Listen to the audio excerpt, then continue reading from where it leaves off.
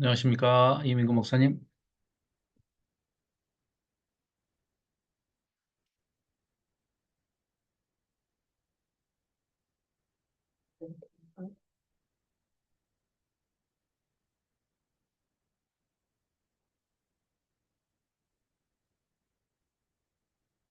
할게요. 시간이 되었으므로 목포 에스라 성경 공부를 박기남 집사님의 기도로 시작하겠습니다. 사랑이 많으신 하나님 아버지, 오늘 또 저희들 이렇게 한자리에 모여 주님 말씀을 듣습니다. 너무너무 감사합니다. 아버지, 이 시간 주님의 은총으로 아버지 모든 것이 기억나고 하나도 잊어버리지 않고 오로지 주님의 말씀을 따라 삶을 살 수 있도록 저희들이 이끄는 시간이 될 수 있도록 아버지 허락하여 주시옵소서. 아멘. 순전하시는 또 우리 집사님 위에 능력을 부어 주시옵시고 말씀은 은혜가 있고 그 은혜로 아버지 모든 것을 준비하는 그 과정 속에 하나도 잊어버리지 말고 모든 것을 선포할 수 있도록 이 시간 아버지 함께하여 주시옵소서. 아멘. 예수님의 이름으로 간절히 기도드립니다. 아멘. 아멘. 네, 감사합니다. 드디어 이제 이사야서가 마지막 1장부터 66장까지 막바지에 왔습니다. 이거 끝나고 오늘 PPT를 전부 총점검했더니 아주 짧게 요약해가지고 어, 뭐 짧은 시간 안에 이사야서 전체를 멀리서 위에서 높은 곳에서 아래로 이렇게 조망을 해보는 그런 시간을 갖도록 하겠습니다. 아, 자, 59장 지난주에 59장 하다가 15절까지 했는데요. 자, 이어서 59장 전체를 한번 보면서 시작을 하겠습니다. 자, 59장이 이제 어떤 내용이었냐 하면, 이제 우리가 큰 틀에서 한번 보자면, 이제 이런 내용이었죠. 아, 이제 40장부터 55장까지를 이제 뭐 이렇게 한 덩어리로 볼 수 있고, 그리고 이제 56장부터 회복의 메시지를 이제 하나님께서 이사야 선지자를 통해서 선포를 하고 계시는데, 가장 56장 딱 우리가 시작을 하면서부터 뭐 아주 그냥 선포가 계속해서 반복되는 이야기가 이런 내용이죠. 그러니까 40장부터 55장까지는 하나님의 말씀으로 시작을 해서 하나님의 말씀으로 끝을 맺고 있는 하나님의 말씀을 붙들어라. 그래야만 너희들이 다시 회복될 수 있다. 그러면 하나님께서 구원을 베푸실 것이다. 그런데 너희들이 결정적으로 잘못한 것이 하나님이 원하시는 정의와 공의를 행하지 않았다.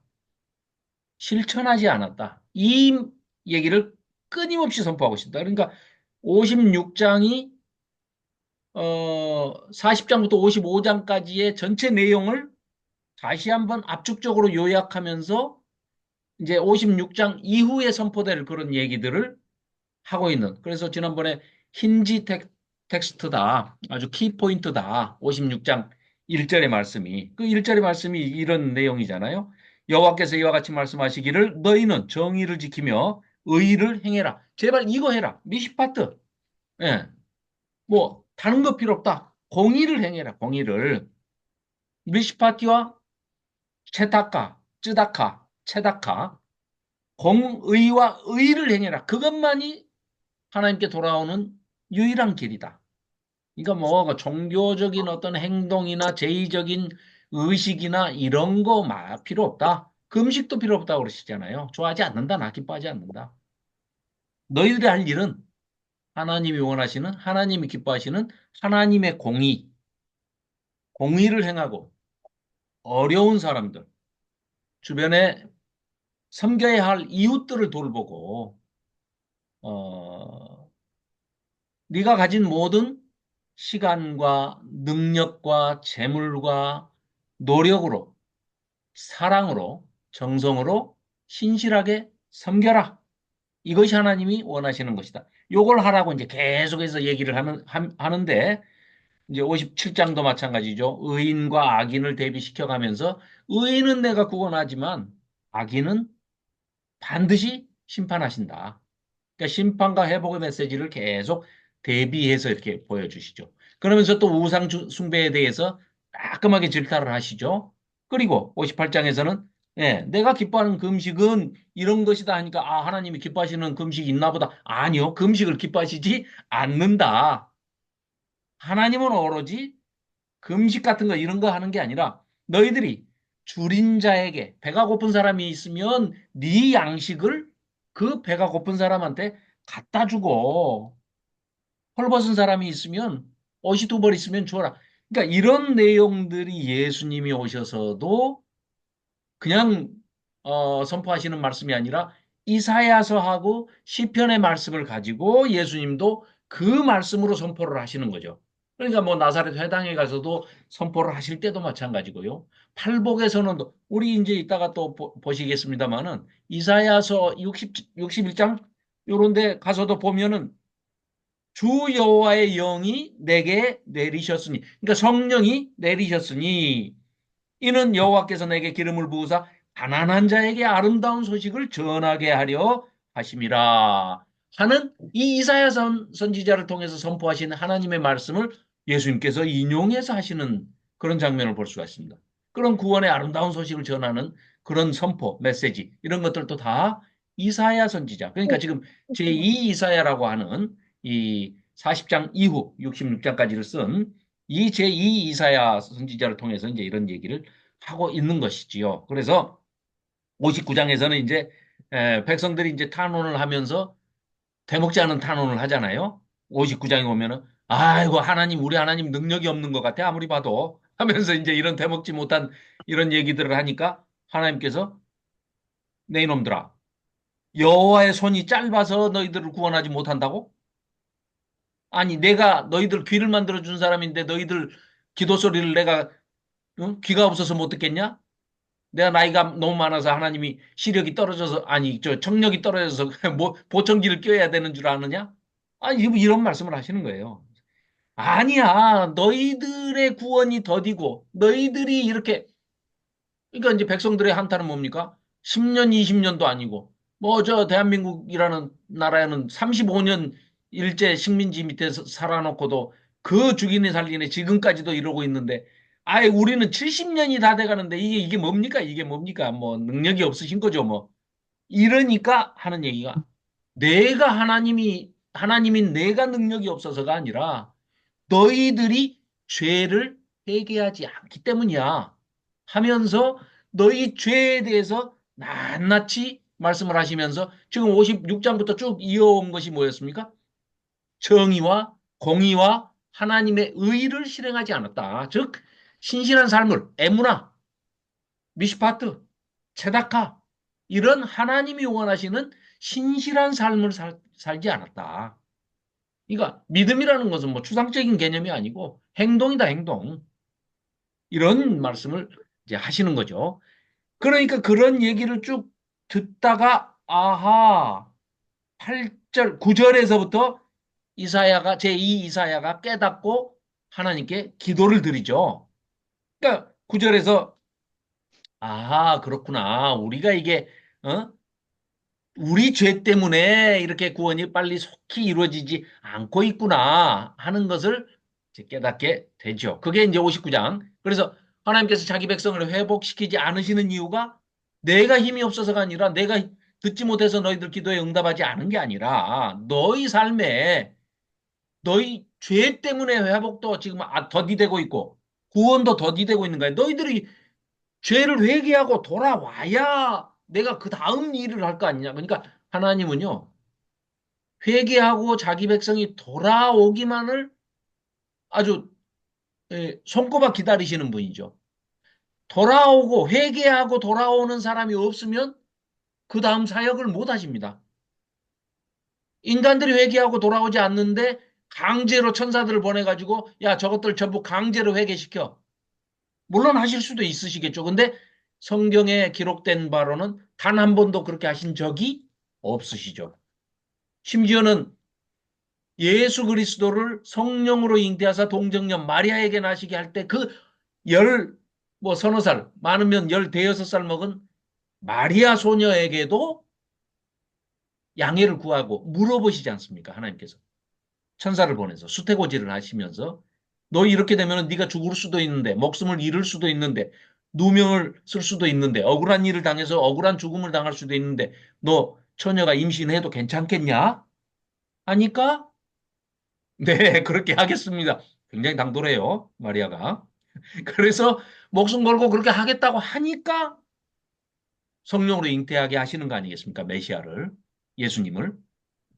똑같습니다. 그러니까 우리가 내 죄는 말할 것도 없고 내 죄가 아닌 우리 조상의 죄라든지 한국 교회가 이렇게 타락의 길로 가고 있는 이런 죄라든지 이런 우리 공동의 죄들을 우리가 끌어안고 통해 자복하면서 회개 기도를, 중보 기도를 해야 됩니다. 그래야 그 다음 하나님이 하실 일들을, 준비하신 일들을, 계획하신 일들을 역사하신다는 것이죠. 그럼 너희들이 지금 죄에 대한 회개가 없기 때문에 하나님은 거룩하신 분이기 때문에 죄의 회개도 없는데 뭐 강제적으로 어떤 다음 역사를 안 하신다는 그런 말씀을 지금 하고 계시는 거죠. 그래서 너희들이 전부 하는 짓들이 악독한 짓들만 골라서 하고 있지 않냐? 하나님이 전혀 기뻐하신 그런 일을 안 하고 있고 죄를 계속해서 되돌이켜 악순환하는 죄의 악순환만 끊임없이 반복되고 있지 않냐? 이런 얘기였었죠. 그래서 거기에 대해서 이사야가 깨닫고 9절부터 회개 기도를 올리는 과정이었죠. 아, 그렇군요. 전부 이렇게 된 것은 하나님이 능력이 없어서 하나님의 여호와의 손이 짧아서가 아니라 우리의 죄악 때문에 그렇군요. 정말 하나님 꼭 듣고 싶으신 그런 말씀이죠. 우리 모두에게 듣고 싶으신 말씀이 이 스스로의 남의 죄가 아니라 내 죄에 대한 모든 원인은 나한테 있습니다 하는 내 죄에 대한 통해 자복하는 그런 회개 기도가 듣고 싶으셨다. 이런 말씀이지요. 네. 김현숙 권사님, 윤인숙 목사님, 예, 편하게 들으시기 바랍니다.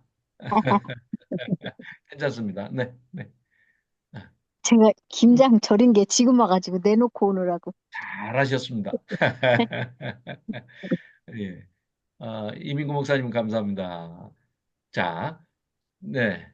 그러기 때문에 이제 이사야가 제2 이사야가 이걸 깨닫고 회개 기도를 지금 올리는 장면이 9절부터 이어졌었죠. 그래서 12절 보시면 네, 12절을 보시면 정말 하나님이 듣고 싶어 하시는 그런 얘기죠. 우리의 죄악을 우리가 이제야 깨달았습니다. 압니다. 다 우리의 죄악 때문입니다. 우리는 죄를 가볍게 여겼고 이 정도쯤이야 뭐 하나님께서 뭐 거룩하신 하나님께서 사랑의 하나님께서 봐주시겠지 하고 해결하려고도 안 하고 회개하지도 않고 노력하지도 않고 개선하거나 뭐 이걸 뜯어 고치려고도 수고하지도 않았다는 것이죠. 그래서 이 죄가 얼마나 심각한 것이라는 것을 깨닫고 스스로 자백하고 인정하고 하나님 앞에 죄를 고백하며 다시는 그런 죄를 반복하지 않겠습니다 하는 이런 회개의 기도, 중보의 기도가 이제 하나님께 올라오기를 하나님이 오히려 우리를 향해서 소망하고 계신다는 것이죠. 자, 그래서 이러한 하나님께서 55장부터 지금까지 이어져 오는 끊임없이 원하시는 게 공의와 의를 행해라. 이런 얘기를 우리한테 하고 계시는 거죠. 그래서 자, 15장부터 이제 오늘 살펴볼 때가 바로 하나님께서 적극적으로 이제 개입을 하시는 그런 장면입니다. 그래서 이제 15절에 보면 하나님께서는 이러한 비극적인 상황을 다 보시고 알고 계시죠. 그래서 하나님 말씀대로 세상이 움직여지지 않고 있다는 거예요. 왜요? 하나님이 원하시는 거는 공의와 의를 행해라. 제다카 또 미시파트 하나님이 원하시는 것은 한 사람이 뭐 피라미드 경제 체제나 이런 사회 구조에서 저 꼭대기에 있는 상부층에 있는 사람들이 다 끌어 거머쥐고 아래에 있는 사람들은 아주 극빈하게 아주 극과 극의 그런 양극화된 그런 세상을 원하시는 게 아니라는 것이죠. 그렇기 때문에 그런 것들을 다 알고 하나님의 뜻대로 움직여지지 않는 현실 자체를 악하다고 이미 판결을 내리셨기 때문에 심판을 하시는 거죠. 이 비극적인 현실에 대해서 하나님께서 더 마음 아파하신 이유는 이 세상을 위해서 중보기도하는 이런 중재할 사람이 없기 때문이라는 겁니다. 그래서 궁극적으로 결국은 우리에게 하나님의 아들 메시아를 말씀이 육신이 되어 인카네이션 하셔서 성육신 하셔서 말씀이 우리 눈에 보이는 우리와 똑같은 사람이 돼서 이 땅에 나타나신 분이 바로 메시아이신 예수 그리스도라 하는 거죠. 그래서 하나님께서는 스스로 그 중재자가 되어 스스로 중재자가 되었다는 것은 성자 예수 그리스도를 아들 하나님을 보내신다는 것이죠. 그렇게 해서 세상을 구원하기로 하신 것이죠. 그래서 세상이 돌아가는 대로 더는 그대로 내버려 두지 않으시고 하나님께서 스스로 바로 잡으시려는 열정으로 드디어 적극적으로 개입을 하시는 것이죠. 그 개입이 뭐라고요? 예수 그리스도, 성자 하나님을 보내시는 것이죠. 자, 그래서 그 성삼위 하나님의 삼위일체 하나님의 그 개념은 굉장히 어렵습니다. 우리는 이제 3차원에 살기 때문에 3차원, 4차원 이상의 세계의 것은 사실 우리가 실감을 못하죠. 그래서 천국에 대한 개념도 예수님도 오셔서 굉장히 설명하시기를 다 비유로 설명을 하실 수밖에 없는. 왜냐하면 이 세상의 언어로 표현할 길이 없는 겁니다. 그래서 어, 이제 그 성삼위 하나님이 페리코레시스적인 그 관계, 세 분이 전혀 그 충만한 세계에서 더 이상 부족함이 없는데 뭐하러 세상을 창조하셨을까? 이제 이런 의문들이 출발이 되는데, 그건 나중에 이제 시간이 될 때 한번 삼위일체 하나님을 조금 어, 최대한 쉽게 그러나 어렵습니다. 3차원, 3차원이 아니기 때문에. 자, 그래서 하나님께서 바로 잡으시. 그러니까 그 충만한 것을 우리에게도 전해주고 싶으신 거죠. 그 충족을. 그래서 성자 하나님이 이 땅에 오셔서 그 부족한 것을 다 스스로 희생 제물이 돼서 충족시키시고 그 성삼위 하나님 간에 이루어지는 그 페리코르세스적인 그 충만함을 우리에게 전달해 준 것이죠. 그래서 우리도 쉽게 얘기하면 그 잔치에 초청을 받는 사람들이죠. 그러니까 예수님도 오셔가지고 잔치 비유를 많이 하셨지 않습니까? 천국에 대한 비유도. 자, 그래서 자, 17절 말씀도요. 보십시오. 개역개정을 보시면 공의를 갑옷으로 삼으시며 구원을 자기의 머리에 써서 투구로 삼으시며 보복을 보수를 신원해 주는 것을 속옷으로 삼으시며 열심, 열정 또는 그 이거는 이제 여호와 칸나라고 하는데 질투, 여호와의 질투 이런 것이죠. 그걸 겉옷으로 삼았다. 이 17절 말씀을 들으면은 에베소서 말씀이 생각이 나죠. 에베소서 6장을 한번 제가 찾아볼게요. 에베소서 6장을 보면 또 내일 무안에 가서 또 그 마침 에베소서를 하는데 에베소서 6장이 바울 사도가 그러니까 바울 사도께서도 에베소 교회에 이 예정에 있까 정말 어려운 얘기죠. 예정론도 굉장히 어려운 얘기입니다. 교회론도 어려운 얘기죠. 성령론.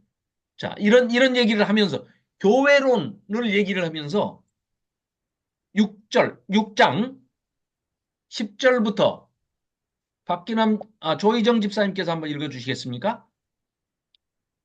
자, 에베소서 6장 10절부터 몇 절까지? 예, 17절까지 한번 읽어 주시겠습니까? 끝으로 너희가 주 안에서와 그 힘의 능력으로 강건하여지고 마귀의 관계를 능히 대적하기 위하여 하나님의 전신갑주를 입으라. 우리의 씨름은 혈과 육을 상대하는 것이 아니요 통치자들과 권세들과 이 어둠의 세상 주관자들과 하늘에 있는 악의 영들을 상대함이라.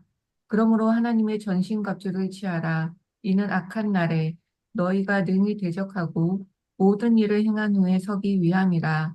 그런즉 서서 진리로 너희 허리띠를 띠고 의의 호심경을 붙이고 평안의 복음이 준비한 것으로 신을 신고 모든 것 위에 믿음의 방패를 가지고 이로써 능히 악한 자의 모든 불화살을 소멸하고 구원의 투구와 성령의 검, 곧 하나님의 말씀을 가지라. 아멘. 자, 참, 그러니까 바울 사도는 아무리 봐도 이사야를 다 외우신 분 같아요. 이사야서를. 이렇게 자유자재로 이사야서에서 지금 우리가 살펴보고 있는 59장 17절 이 말씀에서 영감을 받아가지고 성령의 영감을 받아서 지금 방금 우리가 읽은 에베소서 10절부터 17절에 묘사되어 있는 이게 이 당시에는 로마 병사 세계를 제패한 지중해 세계를 제패한 로마 병사들이 그 입고 있는 복장이거든요. 전투 복장. 자, 제가 그림을 구해왔습니다. 여기 보시면 앞에 화면을 보시면 네, 여기 보시는 맨 왼쪽이 로마 병사가 실제로 그 당시에 입었던 것을 복원해서 이렇게 그림을 그려 놓은 겁니다. 자, 투구를 썼죠. 그거에 대해서 방금 사도 바울께서는 뭐라고 그래요? 구원의 투구를 너희들은 딱 썼다. 머리가 제일 중요하잖아요. 사람은 머리가 없이 돌아다니면 큰일 납니다. 요즘 뭐 그런 사람들도 지도자라고 다니는데 머리가 없는 사람도 있어요.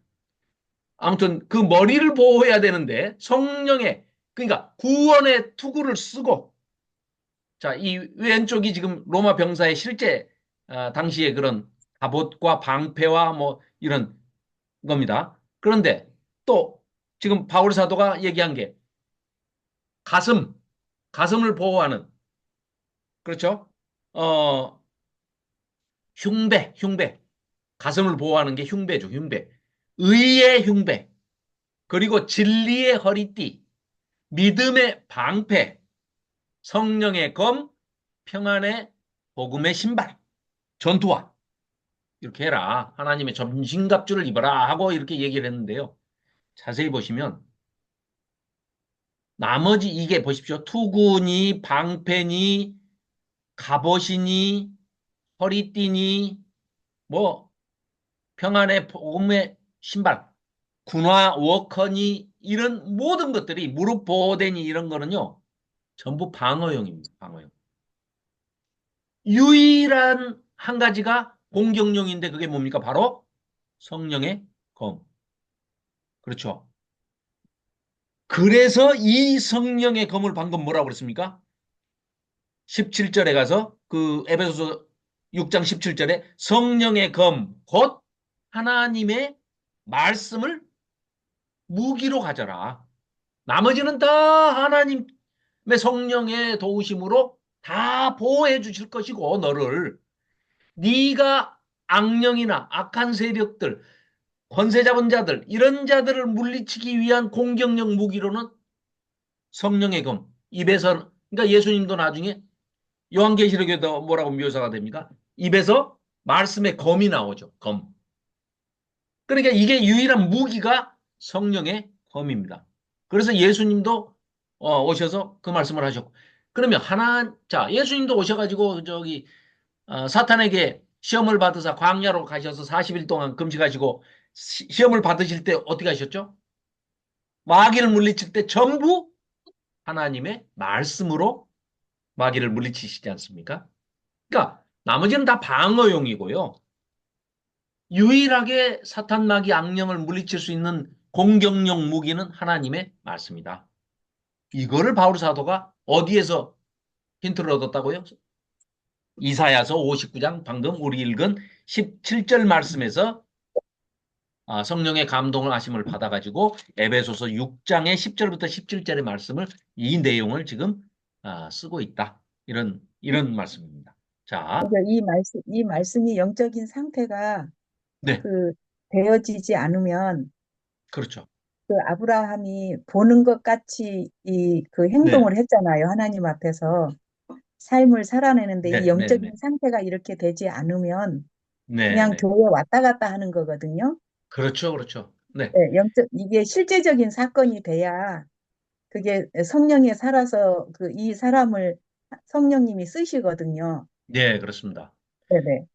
그래서 지금 이 이사야 59장이 왜 지금 제2 이사야가 지금 17절에 이런 말씀을 하느냐. 자, 너희들이 두려워가지고 너희들이 의와 하나님이 좋아하시는 공의를 실행하려 할 때에 반드시 세상 권세자들하고 혹은 그 뒤에서 배후에서 조종하고 있는 악령들하고 부딪히게 될 것이다. 그러면 너희들이 핍박을 받을 수도 있고 고난을 받을 수도 있고 그런 불의한 일을 당하고 억울한 일을 당할 수도 있다. 그럴 때 걱정하지 마라. 어떻게 해요?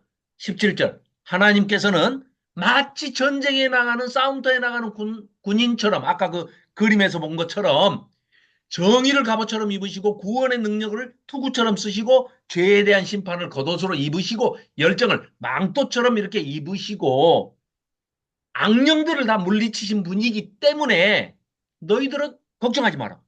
걱정하지 말고 너희들이 억울한 일을 당하면 반드시 그것을 세상 끝까지라도 따라가서 하나님께서 다 갚아주시고 원수를 갚아주시고 신원해 주신다. 이 말씀을 하고 있는 겁니다. 그래서 용기를 주기 위해서 지금 제2 이사야가 이 말씀을 선포하고 있는 겁니다.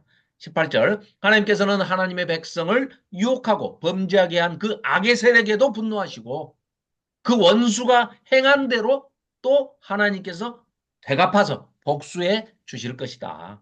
원수가 아무리 멀리 도망간다 해봐야 하나님 손바닥에서 어디 벗어나겠냐.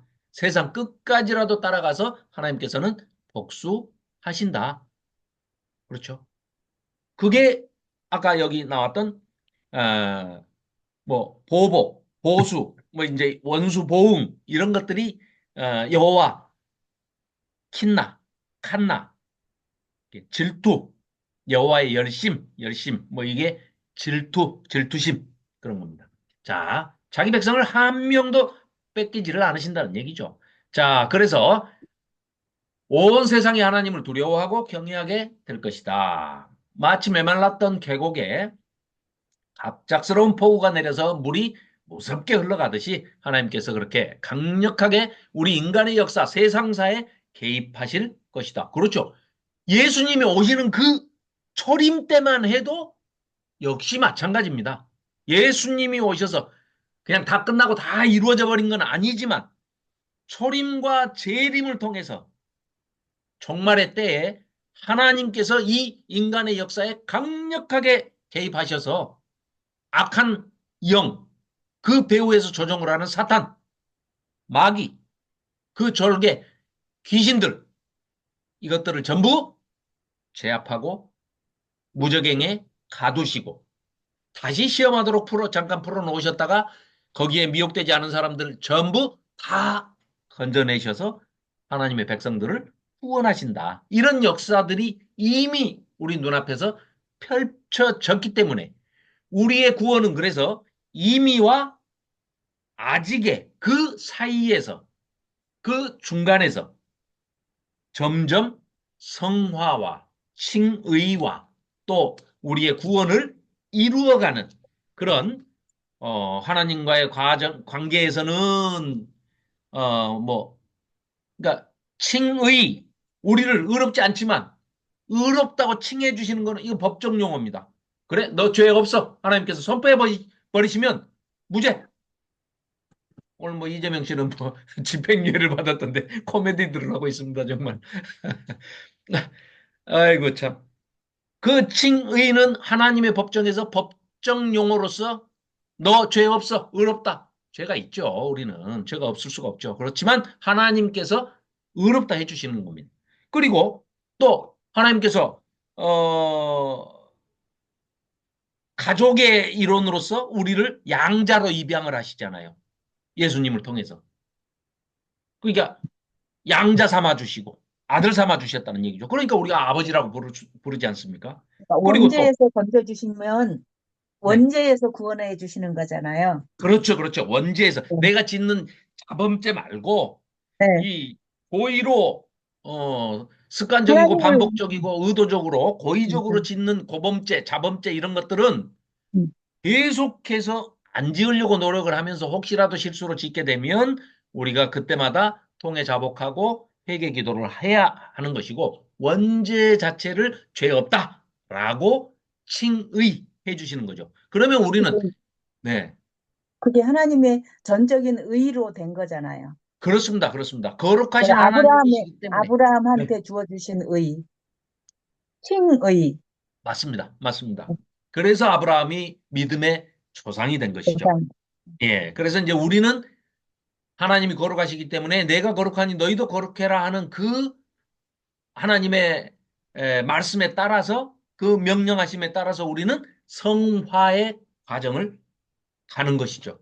그러니까 이미 구원을 받았지만 아직 구원을 온전히 성취하지 못했기 때문에 마지막에 우리가 성화의 과정을 거쳐서 하나님과의 그 화목 또 화해와 친목의 관계 이건 이제 사회적인 그런 것이 되겠죠. 그렇게 해서 우리가 성령으로 거듭나서 새로운 피조물이 돼서 하나님 앞으로 계속해서 거룩한 남은 인생을 살아갈 때에 구원을 이루게 된다.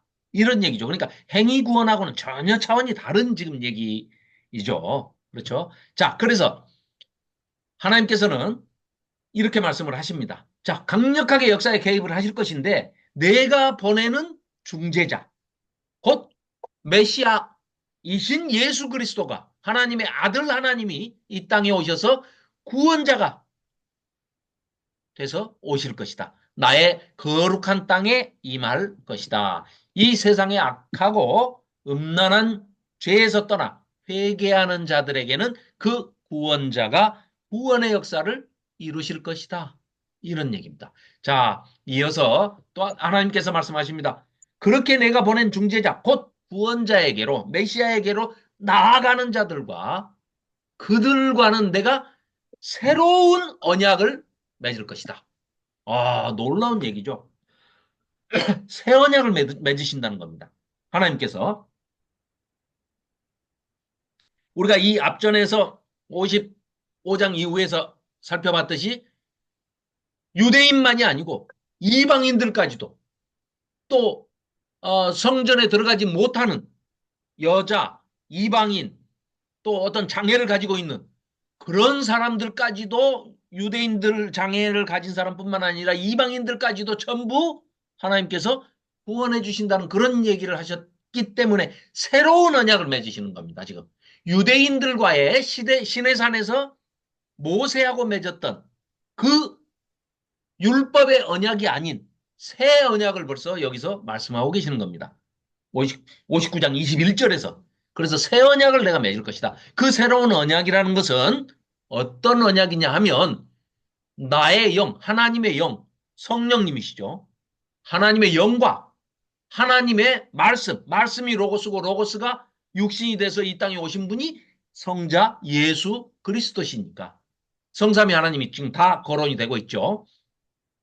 영원히 그들의 삶과 가문과 후손과 미래 속에서 오고 오는 우리의 후손들까지도 하나님의 백성들은 단 한 사람도 놓치지 않고 미래 속에서까지도 역사하는 것이다. 반드시 지키시는 하나님께서 이렇게 놀라운 새 언약의 선포를 해주고 계신다 하는 것입니다.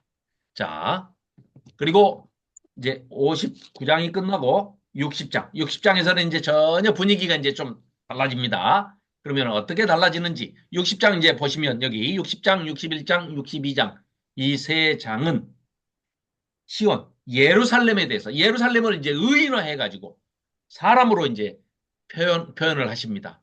뭐 그런 게 많이 있었죠. 내 딸, 처녀딸 예루살렘아, 시온아 뭐 이제 이렇게 아리에라 뭐 이렇게 이제 표현하는 거 많이 있었지 않습니까? 그 유다와 예루살렘에 대한 잘못된 부분에 대해서는 심판하시고 또 심판하고 끝나시는 게 아니라 그 시온을 회복해서 그 구원의 아름다운 소식을 전하며 장래에 하나님의 회복의 그 영광이 얼마나 찬란한 빛으로 다가올지를 선포하고 계시는 장면이 60장, 61장, 62장입니다.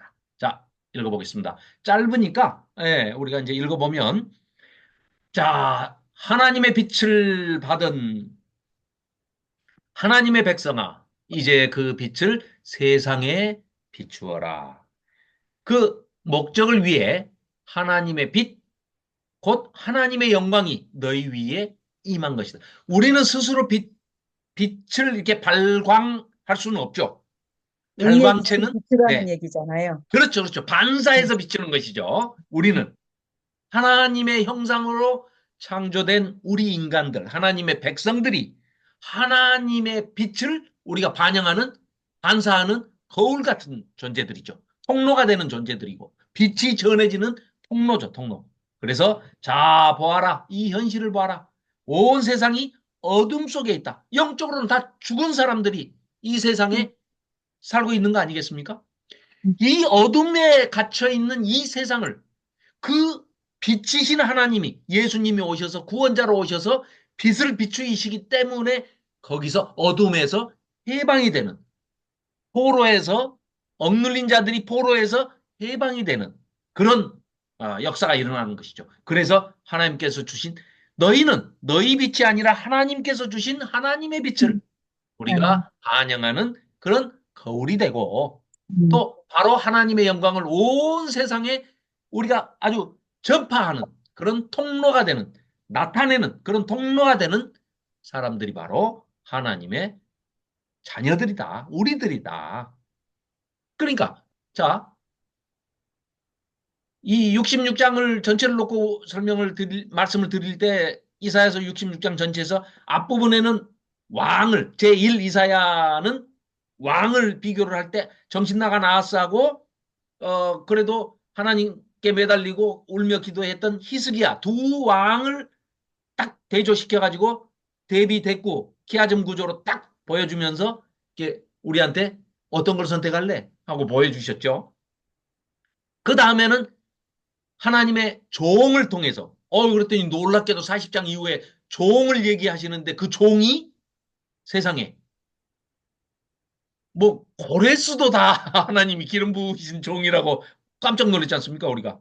그랬더니 그 페르시아에 고레스가 와가지고 바벨론이라는 그 대거대한 제국 지금으로 말하면 미국 같은 거를 하루아침에 그냥 멸망시켜 버리지 않습니까?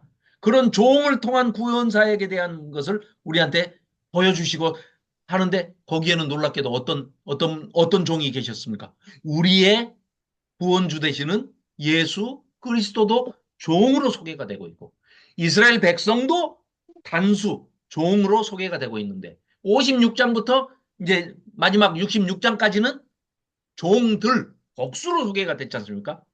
거기에 바로 우리가 주인공으로 등장한다는 그런 지금 얘기입니다. 너무너무 감격적인 얘기죠.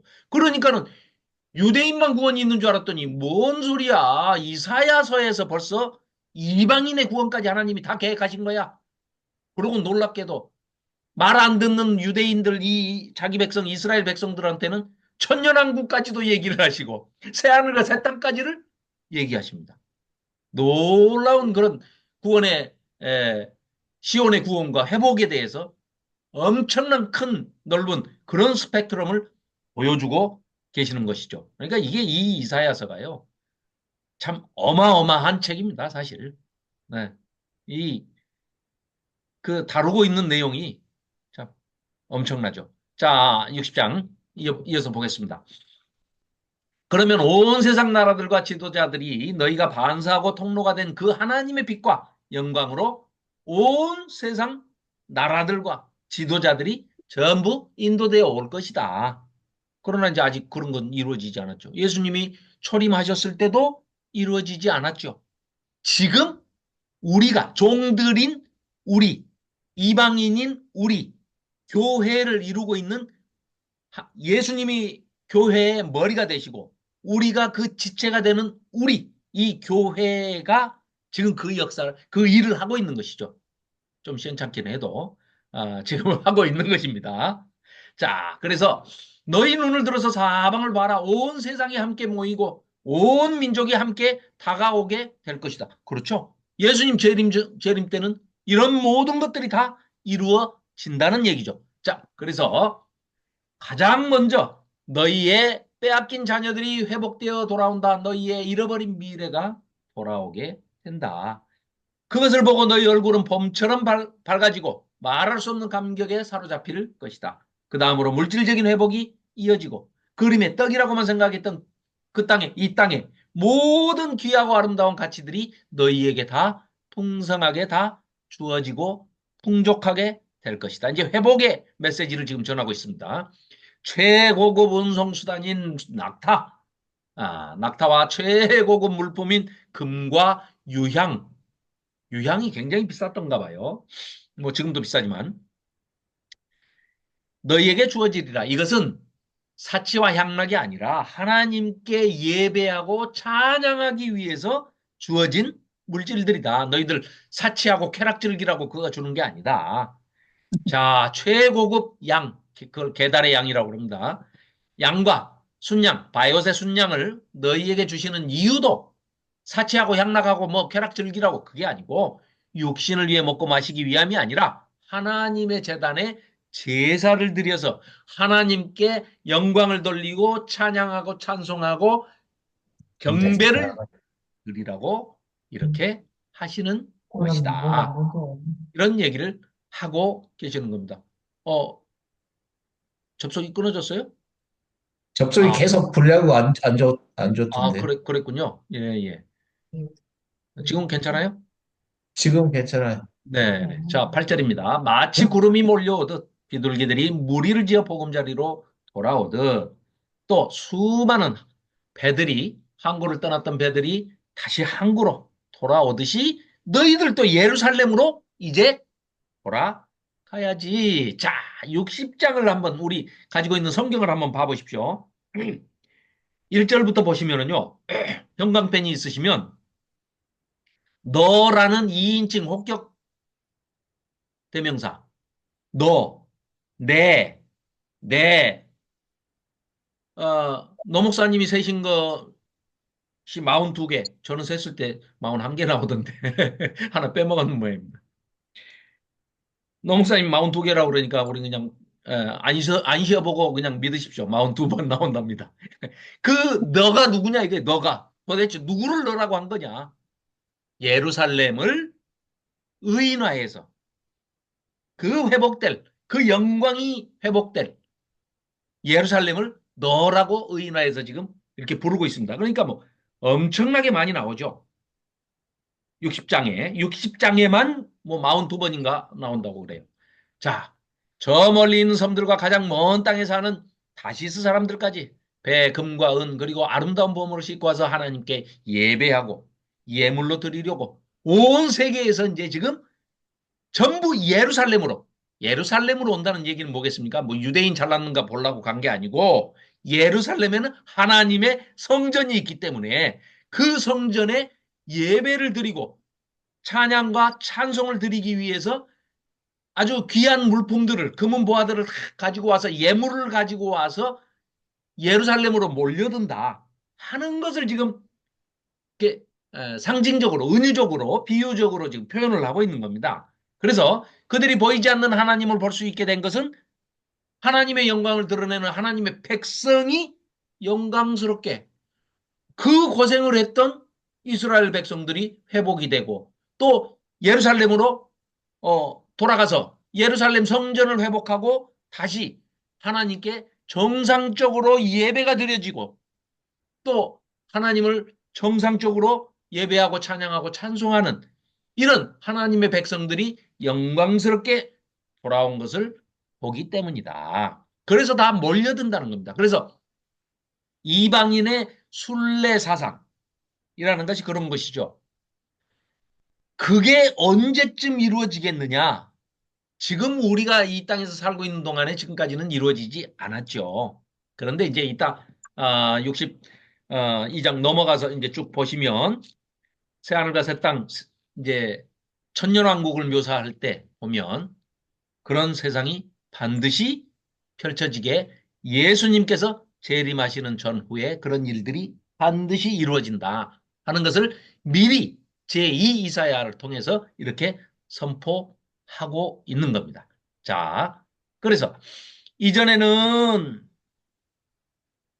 하나님의 백성이 범죄했기 때문에 하나님께서 분노하시고 벌을 주시고 징계하셨죠. 심판하셨단 말이죠. 그렇다고 해서 그 심판이 뭐 끝장내는 심판이 아니고 징계를 하셨죠. 벌을 주셨습니다. 하나님은 거룩하시기 때문에 잘못한 거에 대해서는 그냥 넘어가시지 않아요. 반드시 지적을 하십니다. 그러나 이제는 하나님 백성에게 은혜를 베푸시고 자기 죄를 통해 자복하고 회개하고 돌아오는 사람들에게 불쌍히 여기시고 은혜를 베푸십니다. 그 이전에 하나님께서 자기 백성을 치실 때는 음? 그때는 심판의 도구로 사용했던 게 이방인들, 이방 군대 아니었습니까? 북이스라엘은 아수르 군대를 데려다가 때리시고 남유다는 말을 안 들으니까 바벨론을 데려다가 때리시고 이렇게 이방인들을 심판의 도구로 사용하셨지만 이제는 어떻게 한다고요? 그 이방인들이 와 이스라엘만 다스리는 하나님인 줄 알았더니 온 세상을 창조하신 창조주 되시는 하나님이시구나. 우리들도 다 하나님의 백성이구나 하는 것을 이방인들이 깨닫고서 이방인들이 이제는 하나님 백성을 돕는 하나님의 백성을 유대인들 이스라엘 백성들을 돕는 섬김의 도구로 사용하신다는 그런 얘기입니다. 그게 이방인의 순례 사상에 들어있는 내용이죠. 그래서 11절입니다. 이전에는 언제 쳐들어올지 몰라 두려운 마음으로 성문을 꼭꼭 닫아두고 밤낮을 가리지 않고 그렇게 파수꾼을 세워서 이렇게 지켰는데 이제는 아무 때나 문을 활짝 열고 왜요? 손님으로 오는 잔치집에 오는 손님인데 잔치집에 문 잠가 놓으면 손님들이 어떻게 들어갑니까? 그러니까 잔치집처럼 문을 활짝 열어서 잔치에 참여할 사람들은 누구나 오시오 하고 문을 활짝 열어놓는다는 그런 표현입니다. 굉장히 시적인 표현이죠. 하나님 백성의 재물을 빼앗아가던 이방 나라들이 오히려 이제는 뭐라고요? 온갖 금은 보화를 다 싸들고 온다는 겁니다. 왜요? 하나님께 예물로 바치기 위해서. 오히려 재물을 가지고 오며 하나님 백성을 포로로 잡아가던 이방 왕들이 거꾸로 이제는 오히려 아유 우리 하나님 뵈러 가서 하나님한테 예배드리고 하나님께 경배드리면서 예물을 바치자 하고 그들이 거꾸로 하나님 포로가 돼서 오히려 온다는 겁니다. 포로 잡아갔던 자들이. 자, 하나님 백성에게 와서 함께 하나님을 섬기지 않는 백성과 나라들을 반드시 파괴하고 멸망하게 될 것이다. 징계하신다는 겁니다. 그때는. 그래서 이제 나중에 요한계시록을 우리가 또 이제 자세히 살펴보겠지만 요한계시록에도 이제 그런 묘사들이 아주 그 정확하게 그 적시가 돼 있죠. 그래서 하나님과 대결하고 스스로 높이던 이 땅의 모든 아름다운 나무, 이 아름다운 나무가 좀 예쁜 거 있고 좀 크고 뭐 좀 이렇게 좀 이상하게 생겼으면 전부 우상 숭배하는 데 썼었죠. 그런데 그 우상 숭배의 재료로 쓰이던 그런 아름다운 나무, 뭐 백향목이 됐든 뭐 레바논의 백향목이든 무슨 나무가 됐든 간에 그런 나무들이 이제는 어떤 용도로 쓰인다고요? 하나님의 성전을 짓고 장식하는 재료가 돼서 하나님의 발이 머무는 이 하나님의 보좌는 어떻게 표현합니까? 하나님의 보좌는 하늘이요, 하나님의 발등상, 하나님 보좌에 딱 앉으셔가지고 발을 탁 놓고 왕이 발을 발등상에다 탁 걸치는데 그 발등상이 뭐라고요? 바로 이 지구가 하나님의 발등상입니다. 그 발이 딱 놓인 자리가 어디입니까? 성전입니다. 예루살렘 성전이죠. 그걸 묘사하고 있는 겁니다. 하나님의 발이 머무는 곳인 성전을 영광스럽게 만드는구나. 자, 이전에 하나님 백성을 괴롭히던 자의 후손은 이제는 너를 섬기는 자들이 돼서 거꾸로 침략해서 칼 들고 막 와서 죽이려고 오는 게 아니라 예물을 갖고 와서 하나님이 계시니까 하나님이 계시는 성전에 예배드리러 온다는 겁니다. 하나님 백성을 무시하던 모든 사람들이 이제는 너희 발 아래 엎드려 당신들은 하나님께서 사랑하시는 존재요 거룩하신 하나님이야 가장 아끼시는 예루살렘 시온입니다 라고 고백함으로써 단순히 하나님의 백성을 인간적으로만 높이는 게 아니라 그 백성을 회복하고 구원하신 하나님의 그 영광과 하나님의 권능과 권세와 영광을 찬양하며 하나님을 높이게 될 것이다. 자, 이런 얘기를 그러면은 결론은 뭡니까? 이스라엘 백성들이 지금 포로 잡혀가 있는데 야 너희들 곧 끝나. 너희들 포로 금방 끝나거든? 그래가지고, 야, 고레스 데려다가 여기 바벨론 멸망시켜. 그래가지고 멸망을 시키지 않냐? 그러면은 너희들 다 돌아가야 돼. 이제 일어나. 준비해. 우리 지난번에 살펴봤죠? 깨우죠? 제2 이사야가 막 깨우는데요. 하나님도 주무시는 것 같으니까 하나님 깨소서 깨소서 하고 일어나세요 하죠. 그 다음에 또 누구를 깨웁니까? 예루살렘 성이 자고 있는 것 같으니까 예루살렘아 예루살렘아 하고 막 깨워요. 그 다음에 바벨론 포로 잡혀간 이스라엘 백성들을 막 깨우죠. 세 방향으로 막 깨우잖아요. 깨워갖고 뭐 한다고요? 돌아가자. 어디로? 예루살렘으로. 하나님의 성전이 있는 예루살렘으로 돌아가자. 그런데 이스라엘 사람들, 유다인들의 반응은 어때요? 아이고, 여기 바벨론에 겨우 70년 동안 이제 딱 뿌리 내리고 이게 살만한데 뭘 돌아가? 아이, 안 갈란다. 그러니까 기가 막혀가지고 제2 이사야가 뭐라 그럽니까? 너희들 메시아 기다린다면서. 구세주로 오시는 메시아 지금 여기 내가 선포한 것만 해도 여러 장 선포했지 않냐? 너희들 메시아 기다리는 거 맞냐? 맞지. 그 메시아가 야 여기 바벨론 땅으로 올 줄 아냐? 이 페르시아로 오는 게 아니야. 메시아는 어디로 오신다고?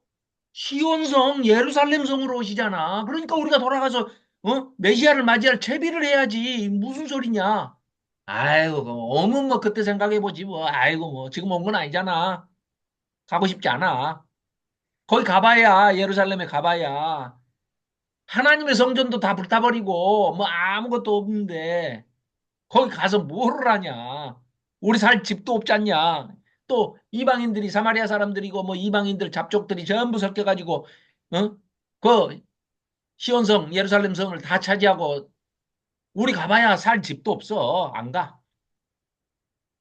이러니까 지금 야야 앞으로 이런 일들이 일어난다고 하나님께서 나를 통해서 이렇게 계시를 해주시고 보여주시고 이런 신탁의 말씀을 너희들한테 선포하라고 이렇게 해주셨어. 이런 일들이 벌어진단 말이야. 우리를 죽이러 왔던 그 칼 들고 왔던 열방의 왕들과 그 군인들이 거꾸로 이제는 그 메시아가 오시면 전부 예배하러 성전으로 온단 말이야. 그런데 이제 초림 때는 아니죠. 그러니까 초림 때는 아니지만 이사야 제2 이사야가 선포하는 그 내용은 이런 내용입니다. 근데 틀린 말은 하나도 없죠. 시간이 조금 격차가 있을 뿐인데 하나님의 때에 맞는 하나님의 시간표에 의한 것이지 이사야는 그 계시를 한꺼번에 쫙 다 봤기 때문에 또 더더군다나 그 시간 간격까지는 정확하게 볼 수가 없었을 거예요. 그렇지만 내용은 전혀 틀린 바가 없죠. 그래서 지금 이렇게 메시지를 선포하고 있는 겁니다. 자, 그래서 전에 하나님의 백성이 죄를 지을 때는 하나님께서 그들을 잠시 버리고 야단치시고 미워하시기도 했죠. 아무도 그들에게 다가가지 않았지만 이제는 하나님 백성이 하나님과의 관계를 회복하고 아까 화목제. 그러니까 우리 5대 제사 중에 맨 마지막에 화목제가 있지 않습니까? 그러니까 그 화목제를 통해서 하나님과 우리의 관계, 또 우리 인간들과 이웃들과의 관계, 이런 관계들이 회복되어지는 것도 구원의 한 방법이고, 또 이런 것들이 칭의부터 아까 소개드렸던 칭의부터 화해, 화목, 양자로 입양되는 거, 성화되는 과정, 이런 모든 것들이 다 회복의 과정이고 구원의 과정, 여정입니다. 그렇죠? 그래서 하나님께서 그들을 소중히 여기시고 영원한 아름다움과 영원한 기쁨을 회복하게 하시니 이방 모든 나라가 그들에게 나오게 된다. 이방 나라들이 자신의 거짓된 우상 신들을 다 버리고 우상 숭배하는 것들을 다 버리고 하나님의 백성에게 영적이고 육적인 도움을 받으며 이 모든 구원과 회복의 주체요 원인이 바로 전능하신 하나님이심, 창조주 하나님이심을 또 구세주 하나님이심을 인정하게 될 것이다. 자, 하나님의 백성이 얻을 회복과 변화가 얼마나 놀라운지 너 대신 금이 사용되고 뭐 세계 각국에 있는 모든 금은 보화들을 다 가지고 하나님을 경배하러 예루살렘으로 순례를 온다는 것이죠. 그게 메시아 순례 사상입니다. 그래서 철 대신 은이 사용되며 나무 대신 놋이 사용되고 돌 대신 철이 사용될 것이다. 한마디로 엄청난 수준으로 삶의 질이 향상될 것이다. 하나님 백성을 다스리는 관원들은 화평이고 하나님 백성을 이끄는 지도자들은 공의가 되리라. 그러니까 제일 먼저 공의와 의를 실천하고 살아야 할 사람들은 이스라엘 백성들이죠. 유다 사람들이란 말이죠. 하나님께서 계속해서 선지자들을 보내서 선포하시는 게 지금 우리가 이사야서 쭉 살펴봤지만 뭐 50장 이후 40장 이후부터 뭐 계속해서 하시는 말씀이 공의와 의를 행해라. 그것이 너희들이 나에게 돌아오는 길이다. 이렇게 말씀하고 계시지 않습니까? 그래서 다시는 불의한 일이나 억울한 일이나 비극적인 사건이 일어나지 않을 것이다. 너희들이 공의를 행하고 미시파트 체다카를 행하면서 뭐 righteousness, justice 영어로는 그렇죠.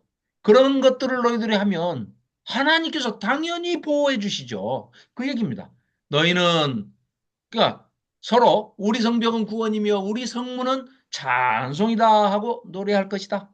낮에 태양이나 밤에 달빛도 필요 없을 것이다. 왜? 하나님의 빛이 너무너무 밝은 빛이 우리를 비추이기 때문에 어둠은 조금도 있을 수가 없다. 하나님의 영광이 그보다 더 강력하여 밝은 빛으로 영원히 빛날 것이기 때문이다. 그러니까 천국에 밤이 없는 이유가 바로 그것이죠. 어둠이 없는 이유가 하나님이 너무나 밝은 존재시기 때문에 거기에 우리도 함께 그러니까 차원으로는 이제 차원을 초월한 거죠. 그러니까 초월 세계에 우리가 거기에 참여하게 되는 거죠. 아니면 이렇게 설명할 수도 있죠. 우리가 모여 있는 그곳에 하나님께서 장막을 치시면서 완전히 환한 빛의 세상이 돼버리는 것이죠. 그리고 나쁜 기억들은 전혀 이 땅에서 있었던 나쁜 기억들은 기억나지 않게 하시기 때문에. 왜냐하면 만일에 천국에 갔는데요. 기억을 안 지우셔가지고 아이고 내가 내 동생을 꼭 내가 그 전도해가지고 함께 전국에 왔었어야 되는데 내가 그놈을 전도한다고 그렇게 했는데 조금만 더 했으면 됐을 텐데 야 그거 못 해가지고 정말 어? 마음이 찢어진다 하고 맨날 그런 생각만 하고 있으면은 천국이 아니잖아요. 그러기 때문에 우리 조금 읽어보면 그런 기억을 다 생각나지 않게 다 지워주신다는 거예요. 그러니까 하나님께서 선별적으로 그런 기억들, 나쁜 기억들은 싹, 왜냐하면 빛이 너무 강렬한 빛이 나타나면 그림자가 어두운 것이 자연히 다 물러나게 돼 있지 않습니까? 그런 얘기죠. 그래서 영원히 하나님의 빛으로, 밝은 빛으로 빛날 것이다. 자, 이 땅의 빛들, 이 태양이나 달은 계절에 따라 뭐 떴다가 지고 찼다가 뭐 기울고 이렇게 하지만 하나님의 빛은 한결같아서 하나님의 백성의 모든 슬픔을 끝낼 것이다. 슬픈 감정 같은 건 다 지워버리시기 때문에 우리가 생각할라 해도 생각을 해낼 수가 없게 된다는 겁니다. 놀랍지 않습니까? 그래야 천국이죠. 결국 하나님의 백성은 하나님의 기준에 합당한 의로운 사람들이 되어서 온 땅을 차지할 것이며 하나님께서 그들을 이 땅에 나무처럼 심으신 목적을 바로 그 하나님의 영광을 땅 끝까지 나타낼 것이다. 하나님의 백성 중에 아무리 작은 자라도 천명의 사명을 감당할 것이며 아무리 약한 자라도 그러니까 우리는 일당 백이 아니라 일당 천입니다. 강력한 나라를 이룰 것이다. 하나님께서 온 세상을 회복하고 구원하는 그때가 되면 이 놀라운 회복과 구원의 예언이 신속하게 실제 상황이 될 것이다. 자, 61장 이어서 이 메시아를 통한 신속한 회복의 메시지를 구원의 아름다운 소식을 전하는데 우리가 너무나 잘 아는 그리고 예수님께서 이 땅에 초림 때 오셔가지고 그 고향인 나사렛 회당에서 이 말씀을 선포하셨죠. 자, 여기 개역개정을 보면 주 여호와의 영이 내게 내리셨으니 이는 여호와께서 내게 기름 부으사 가난한 자에게 아름다운 소식을 전하게 하려 하심이라. 누가복음 4장 18절 19절에 이 말씀을 선포하시죠. 나를 보내사 마음이 상한 자를 고치며 포로된 자에게 자유를, 희년 선포죠. 희년 선포. 갇힌 자에게 노임을, 매인 자에는 자유를 선포. 우리는 어디에 매였던 존재입니까? 사탄의 영에, 악한 영에, 그 졸개들인 귀신들의 영에 매여 있던, 그래서 오히려 하나님의 반대편에, 원수편에 서 있던 그런 무지몽매했던 자들인데, 예수님이 오셔서 선포하신 이 메시지 때문에, 이 메시지가 어디에서 나왔다고요?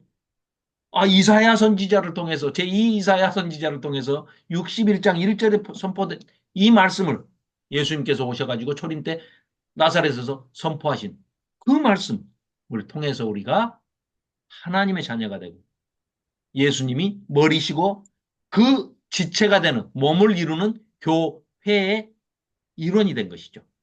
자, 그 빛 대신 메시아가 이렇게 말씀하십니다. 온 세상의 주인이신 하나님의 영이 내 위에 있다. 다시 말해 하나님께서 나에게 기름을 부으셔서 특별한 사명을 맡기셨죠.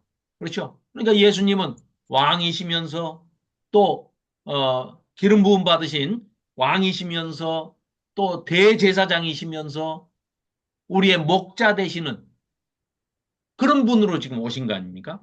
그 삼중직을 다 맡아서 그러시면서 우리에게도 너희도 왕 같은 제사장이고 하나님의 형상을 닮았으니 하나님의 형상을 닮은 우리 인간이 우상에게 가서 절을 하면 하나님의 형상인데 우리가 하나님이 절하는 꼴이 되어버립니다. 그러니까 우상숭배라는 것은 그 저변에는 우상숭배를 하는 그 저변에는 가장 악한 극악무도한 생각, 자기 자녀를 죽여서라도 자기가 잘 되겠다 하는 그런 극단적인 이기적인 사상이 깔려 있어서 그건 정신적으로는 그렇고 또 현상학적으로는 뭐예요? 하나님의 형상을 닮은 우리 인간이 우상에게 가서 하나님이 굽부리고 절하는 것 같은 그런 짓을, 이 참담한 짓을 하기 때문에 하나님께서 경노하시는 것이죠. 그래서 도저히 용서가 안 되시는 그런 내용이죠. 그래서 우리는 왕 같은 제사장들입니다. 그 사명은 영혼과 육체가 가난한 사람들에게 가서 아름다운 소식을 전하고 선포하는 것입니다. 그러니까 우리는 우리가 받았던 그 은혜의 복음의 그 아름다운 소식을 전하고 선포하고 증인이 돼야 되는 사람들이죠. 이 아름다운 소식이 전해지면 마음이 상한 사람은 회복될 것이고 포로가 된 사람은 자유를 얻게 될 것이며 또 어떤 것에 매여 있는 사람들은 그 묶여 있는 사람들은 다 거기로부터 풀려나게 될 것이다. 과거에 딱 매여 있는 사람, 어떤 중독 상황 빠져 있는 사람, 이런 것들은 자유를 선포하시는 우리 메시아를 통해서 회복되고 자유하게 될 것이다. 나는 오랫동안 죄의 종살이하던 백성에게 하나님께서 은혜로 베푸시는 희년, 그렇죠. 주빌리. 네. 이 희년의 때와 동시에 하나님의 백성을 괴롭히던 존재가 멸망받는 심판의 때를 함께 선포한다. 그러면 슬픔의 감옥이라는 그런 운명 속에 살던 사람이 진정한 해방과 회복이라는 위로를, 그 복된 소식을 얻게 될 것이다. 위로를 받게 될 것이다. 참으로 하나님의 백성이 그 믿음을 지켜가면서 당한 모든 고통이 사라질 것이다. 비참한 삶으로 머리에 쓰던 재를, 그러니까 막 억울한 일을 당하고 그러면 막 재에서 뒹굴면서 막 재를 머리에 뒤집어 쓰면서 막 통곡하고 울잖아요. 그 재 대신, 뿌리던 재 대신에, 쓰레기 재더미 대신에 꽃으로 만든 화관을 머리에 쓰게 될 것이며 또 끝없이 흐르던 그런 고뇌의 눈물들은 다 사라지고 행복한 기쁨이 넘치게 될 것이다.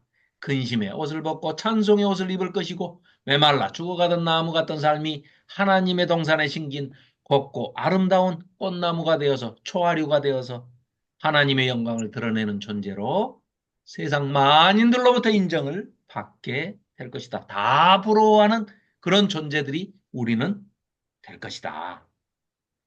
그렇게 되면 하나님의 백성은 이전에 황폐해진 것을 다시 쌓아 올리고 오래전에 무너져버린 개인과 공동체의 영혼과 육체를 모두 온전하게 회복할 수 있을 것이다. 하나님의 백성이 육신적으로든 영적으로든 회복을 위해 수고할 때마다 방해하던 세력인 이방인이 이방인들이 맨날 그런 것을 방해하던 존재였는데 이제는 완전히 섬기는 존재가 돼가지고 거꾸로 하나님의 백성들을 이방인들이 돕게 될 것이다. 너희 재산인 양떼를 보살필 것이고 너희 삶의 터전인 농사일과 포도원일을 섬기게 될 것이다. 아울러 너희는 이러한 회복을 단순히 누리기만 하는 것이 아니라 위대한 영적인 사명자로서 높임받고 추앙받을 것이다. 너희는 하나님의 제사장이니까 즉 하나님을 섬기는 사람들이 될 것이다. 너희 직분이 너희들이 왕 같은 제사장이다. 이게 신약의 그런 사상으로 전부 다 연결이 되는 이 출발점이 바로 이 이사야의 지금 이 61장 이 대목입니다.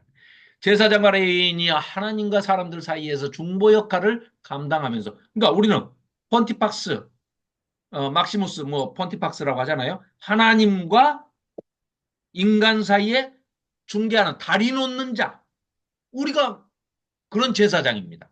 제사장이 그런 역할 아니겠습니까? 하나님의 백성과 제사자들과 만왕의 왕이신 하나님을 연결해 주는 사람이 제사장이죠. 대제사장. 우리가 그런 이 폰티펙스 다리 놓는 자 역할이 되는 것이죠. 그 얘기를 하고 있습니다. 백성이 가져온 재물을 먹고 누린 것처럼 이제 하나님의 백성 모두가 세상의 제사장과 레인이 되어서 이방 나라들의 재물과 영광을 누리는 자랑스러운 제사장 같은 존재가 될 것이다.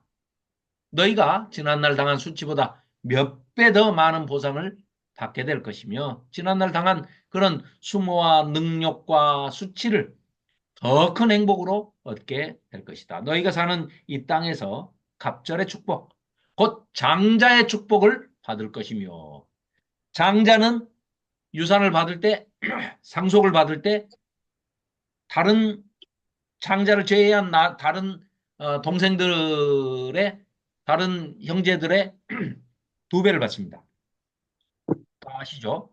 그러니까 아들이 가령 상속을 받아야 할 아들이 4명이다. 그러면은 플러스 1을 해요. 5가 되죠. 5로 아버지 재산을 10이라고 한다면 100이라고 한다면 5로 나누면 20씩 가져가게 되죠. 그러면은 동생들 셋한테 20씩을 주면 60이 없어지고 40이 남게 되죠. 그러니까 40은 장자가 갖게 되니까 100분의 40을 갖는 거죠. 다른 동생들은 100분의 20씩을 갖는 거고. 그래서 여기 갑절의 축복이라는 게 2배를 받는다 그 말입니다. 그러니까 우리 잘 아는 엘리야 엘리사 선지자 있죠. 엘리사 선지자가 엘리야 선지자가 승천할 때 뭐라고 그럽니까? 스승님의 갑절의 영감을 나한테 주십시오라고 하니까 이 사람 욕심이 많아서 뭐 더블로 주라고 그러는 모양이다. 그게 아니라 그 말은 무슨 말이냐? 나를 상속자로 삼아주라. 장자로 삼아서 당신 후계자로 삼아주라. 이런 얘기죠. 그래서 내가 하늘로 올라가는 것을 보거든. 그러니까 이제 자기 두루마기 옷도 벗어서 주고 보거든 네가 그 갑절에 복을 받을 것이다. 그게 바로 후계자라는 뜻입니다. 상속자가 후계자죠. 우리가 바로 하나님의 상속자니까 하나님의 후계자입니다.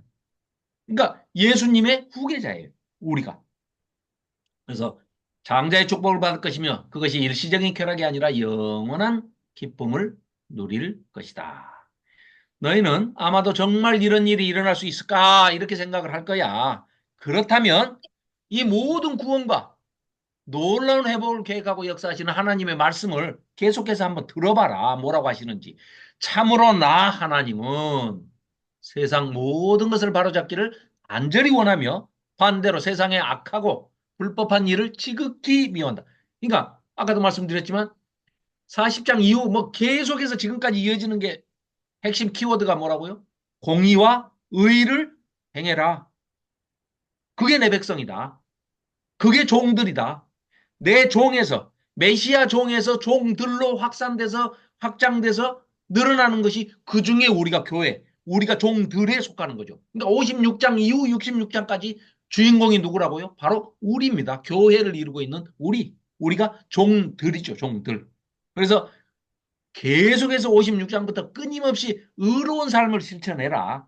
이런 요구를 계속 이사야 선지자를 통해서 하고 있죠.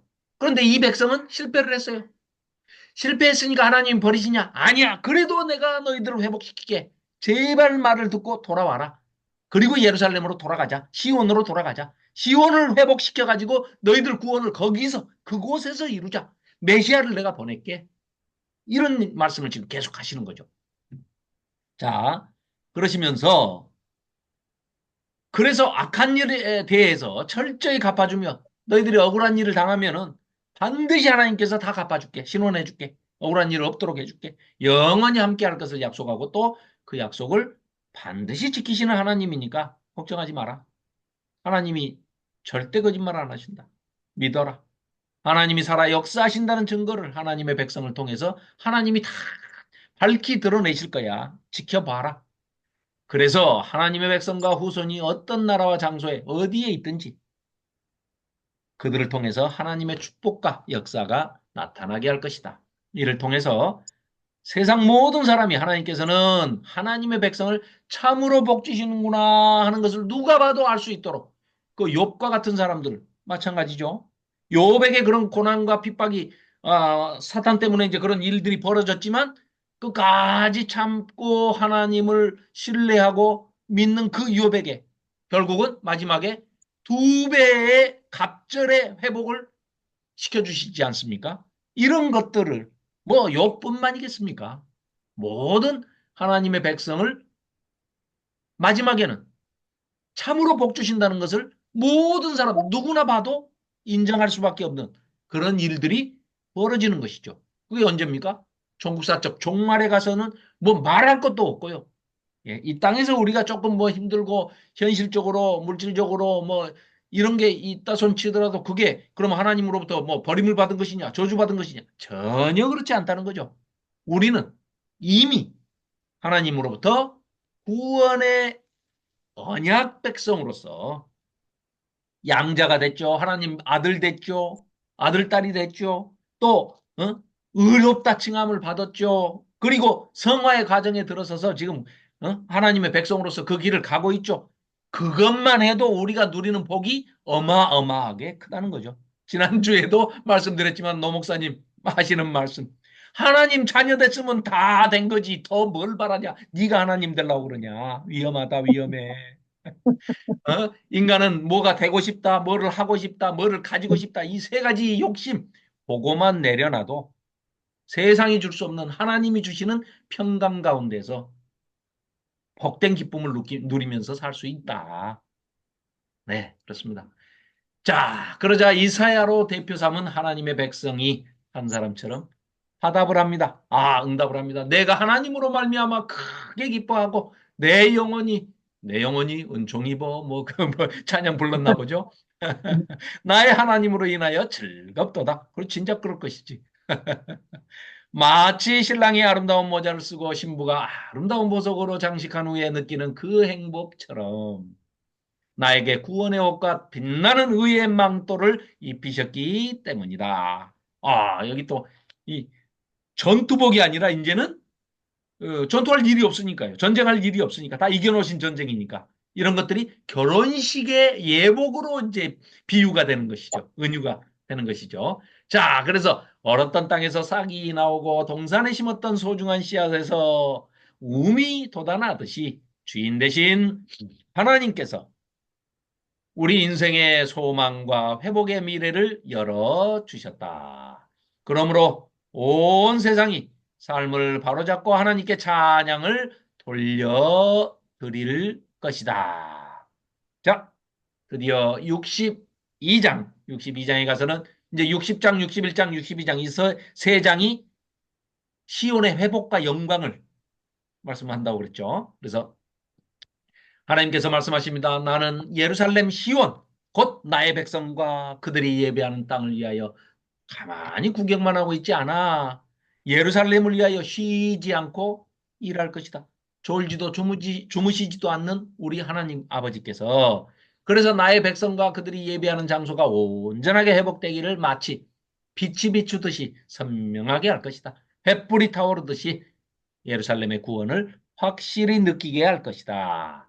그러면 하나님 백성이 회복되고 바로잡힌 것을 이방 나라들이 다 보겠고 하나님 백성이 누리는 영광을 분명히 보게 될 것이다. 하나님의 백성은 더 이상 노예나 죄인으로 불리지 않고 하나님이 직접 내려주신 새로운 회복과 영광의 이름으로 불릴 것이다. 그렇죠? 신분이 완전히 우리는 이제 하나님의 아들로 바뀌었으니까요. 하나님의 백성은 하나님의 손에 들려진 아름다운 면류관처럼 화관처럼 하나님의 손바닥에 올려진 왕관처럼 존귀하게 여김을 받을 것이다. 더 이상 하나님의 버림받은 자라고 부르지 않고 하나님의 백성이 사는 땅을 더 이상 다시는 버려진 땅이라고 부르지도 않을 것이다. 오히려 하나님 백성은 이제 헵시바라고 부르면 헵시바라는 이름의 뜻은 나의 기쁨은 너에게 있다. 이름의 뜻은 굉장히 좋습니다. 그런데 이제 이 헵시바가 비하인드 스토리가 있어요. 예. 이 히스기야 왕이 헵시바하고 결혼을 했는데 뭔가 조금 석연치 않은 찝찝한 그런 부분이 있어가지고 결혼 생활을 누리지 않고 그냥 시집 온 지 얼마 안 됐는데 쫓아내버렸어요. 그랬다가 죽을 병에 걸렸다가 회복을 하나님께서 주시고 생명의 연장을 15년을 받았는데 그때 다시 헵시바를 불러들여서 아내로 다시 맞이합니다. 자, 예루살렘이 꼭 그런 비유가 생각이 나지 않습니까? 무슨 얘기냐? 남유다 백성이 너무나 말을 안 들으니까 하나님께서 히스기야가 헵시바 왕비를 쫓아내버렸듯이 예루살렘을 버리셔버렸어. 잠깐 버렸습니다. 70년. 잠깐 버리셨어요. 그랬다가 이제 고레스를 통해서 회복을 시키고 바벨론을 멸망시키고 전부 자기 백성들을 데리고 돌아가자. 우리 집으로 가자. 해가지고 예루살렘 성으로 다시 데리고 와서 내 백성으로 다시 아내로 맞이한다는 것은 지금 그러니까 예루살렘 성을 의인화해가지고 신부로 쫓아내버렸던 헵시바를 다시 아내로 맞이하는 것 같은 비유를 지금 쓰고 있는 겁니다. 유다 백성들은 이스라엘 백성들은 이 내용을 얘기하면 다 알아먹어요. 우리는 이방인들이라 그 스토리를 모르는 분들은 모를 수 있겠지만 여기 지금 우리는 다 알고 있는 내용이죠. 네, 알고 계신 표정을 지어주시기 바랍니다. 하나님의 백성이 사는 땅은 뷰라라고 하는데 뷰라가 있고요. 베툴라가 있어요. 아까 말씀드렸던 마리아,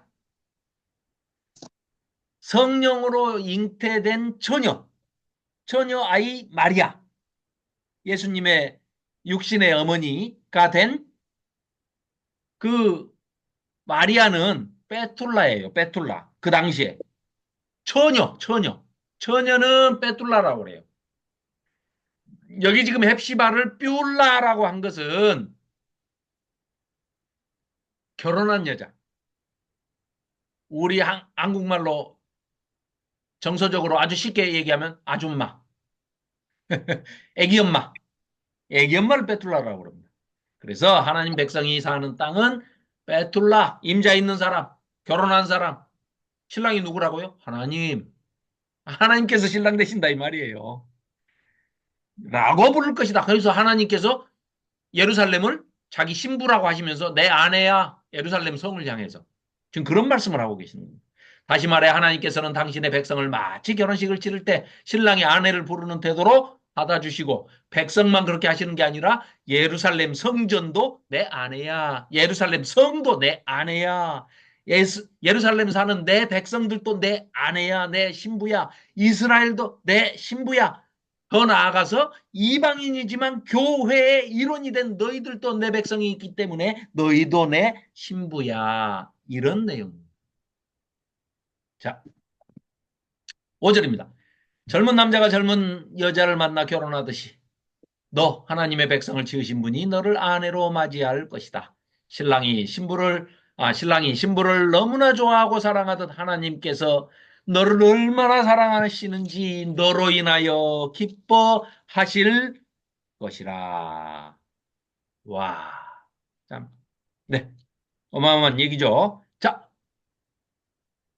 6절부터 62장 6절부터 회복을 위한 하나님의 자그마한 요구가 있습니다. 지금까지 반복해서 이사야 선지자를 통해서 제2 이사야 선지자를 통해서 요구하신 겁니다. 뭐라고요? 의로운 삶을 실천해 다오.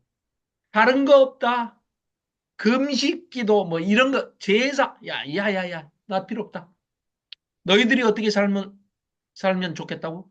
너희들이 하나님이 기뻐하시는 공의와 의를 미시파트와 체다카를 실천하면서 살아다오.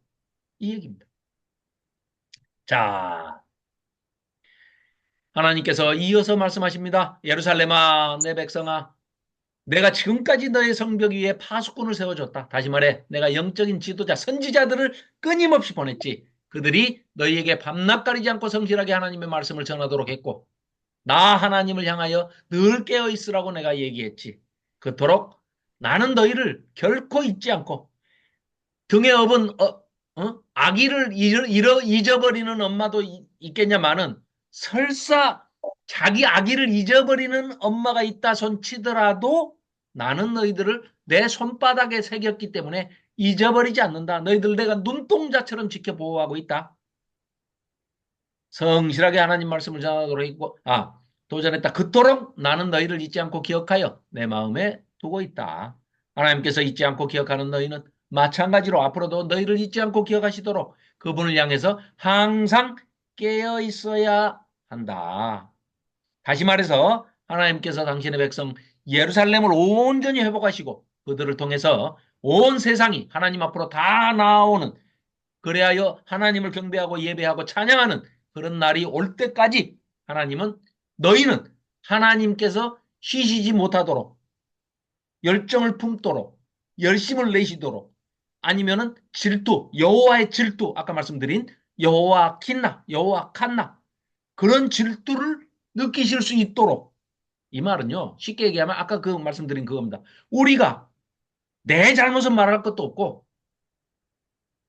이 우리 공동체가 가지고 있는 그런 회개거리들을 가지고 죄를 가지고 하나님 앞에 나아가서 중보 기도를 하면서 그것까지를 품고 기도를 할 때 하나님께서 쓰실 사람이 돼서 나와야 그 존재를 사용하시는 것이지 강제로는 쓰시지 않는다는 말씀이죠. 하나님이 억지로 인간의 인품이나 인격이나 성품을 변화시켜 가지고 안 하신다는 겁니다. 스스로 변해서 나올 때 그 사람의 기도를 들어서 써주신다는 얘기입니다. 그 얘기를 지금 하고 계시는 겁니다. 그러니까 그걸 요구하신다는 거예요. 하나님께서. 그러니까 하나님은 늘 손해보는 장사 하시는 거죠. 뭘 주시려고 준비하고 있다가 오기만 하면 줄 텐데 안 와. 와서도 로또는 안 사놓고 로또 맞게 해주세요. 이러기만 해요. 그럼 로또를 사라. 그 다음에 얘기하자. 안 사요. 맞게 해주세요. 이것만 하고 있어요. 꼭 그런 식입니다. 자, 62장 8절에서는 회복을 향한 하나님의 열정과 도전. 하나님께서는 그분의 오른손, 곧 그 능력의 팔로 맹세를 하십니다. 뭐라고요? 내가 다시는 너희 삶과 그 열매를 너희의 원수들이 빼앗지 못하도록 할 것이며 그 원수들이 가져가도록 허락하지 않을 거야. 이제는 너희가 수고한 대로 그 결과를 누리겠고 그러한 축복을 주신 하나님을 찬양할 것이다. 더 나아가 성전, 곧 거룩한 예배의 자리에서 나와 함께 먹고 마실 것이다. 거룩한 성소의 뜰에서 서로 먹고 마시는 것은 잔치일 뿐만 아니라 그게 신약에 와서는 성찬식이 된 것이고요. 큰 의미로는 그것이 바로 하나님과 우리가 화목하는 화목제사가 되는 것이죠. 화목제가 되는 것이죠. 그렇죠? 그래서 뭐 번제, 소제, 속제제, 속건제 다 있지만 5대 제사 맨 마지막에 하나님과 가장 중요한 제사가 이 화목제가 되는 것이다. 그래서 사실은 우리가 예배 끝나고 서로 식탁 교제를 하는 것도 예배의 일부가 된다는 말씀이 그래서 그런 것이죠. 그래서 하나님과 함께 먹고 마시는 그 잔치 자체가 화목 제사라는 것이죠. 네. 그러므로 더 이상 우물 안의 개구리처럼 문을 닫고 있지 말고 담대하게 문을 열고 밖으로 나가라.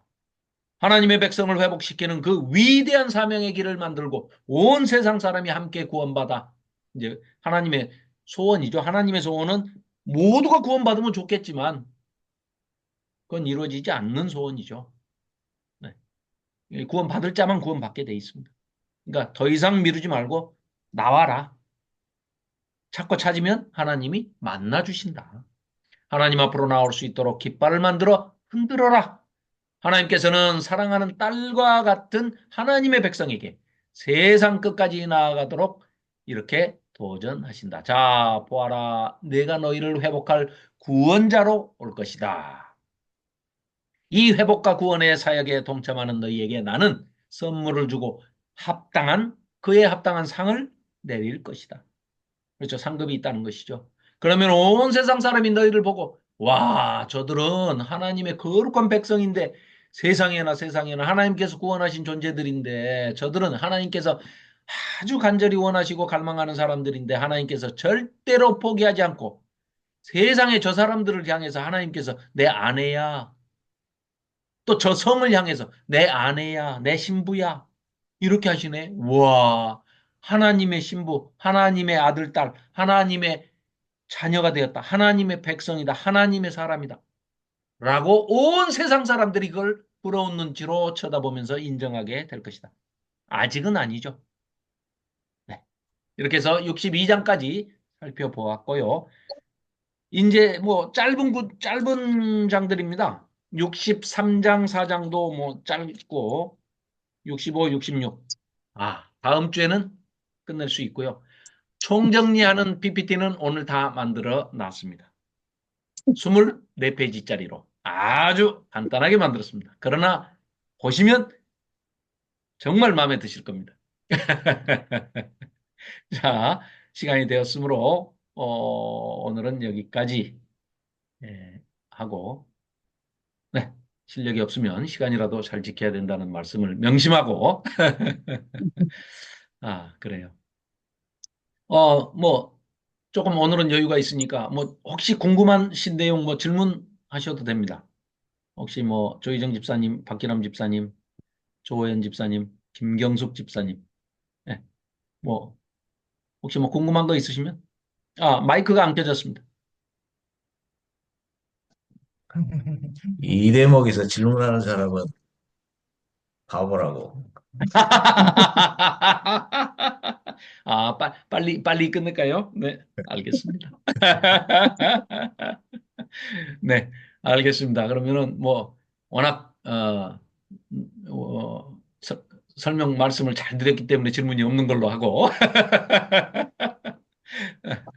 자, 네, 이제 다음 주면은 드디어 이사야서가 66장까지 다 끝나고 이제 총정리하는 시간 갖고 그 다음에 어, 예언서 12소 선지서 한 권으로 보기 해서 전체를 한번 또 그걸 준비하기 위해서 또 책을 지금 차준희 교수님의 예언서 바로 보기 하고 또 열두 예언자의 영성 이게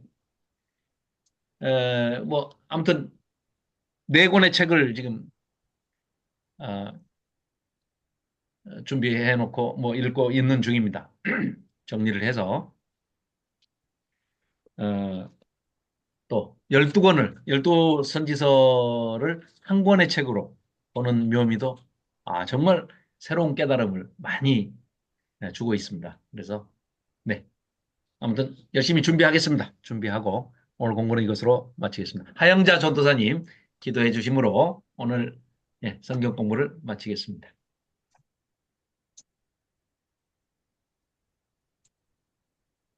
죄에 대하여, 의에 대하여 무엇인지도 알지 못하는 저희들에게 참빛 대신 예수님의 십자가 사랑을 저희들에게 비춰주시기까지 오래 참으시고 또한 아버지 많은 선지자들과 예언자들을 거쳐 복음의 사도들을 통하여 우리에게 예수 그리스도의 복음을 전달해 주신 사랑의 참 하나님 아버지 감사합니다.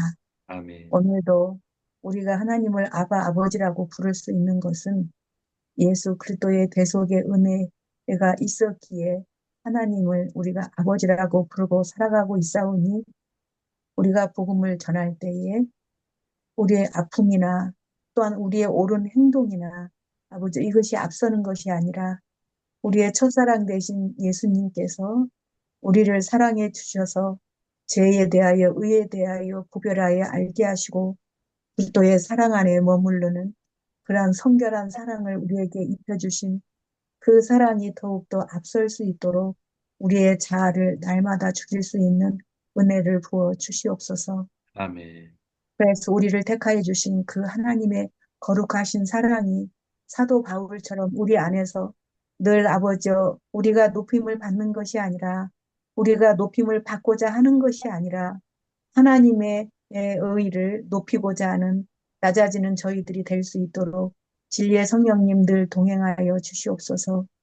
네. 주님의 사랑을 받고도 좋은 일에는 그 영광을 우리가 취하고 사도 바울처럼 나는 죄인이었고 우리는 부족한 사람들이었는데 예수 그리스도께서 우리에게 이렇게 은혜를 주셔서 이러한 사랑의 빛이 드러나게 됐다고 말하지 않고 마치 그 의가 자기로부터 된 것인 양 내 의를 앞세우다가 주님의 영광을 땅에 떨어뜨리는 아버지 죄인들이 되지 않도록 도와주시옵소서. 아멘. 하나님 아버지 늘 그리스도의 사랑이 앞서서 영광이 드러내도록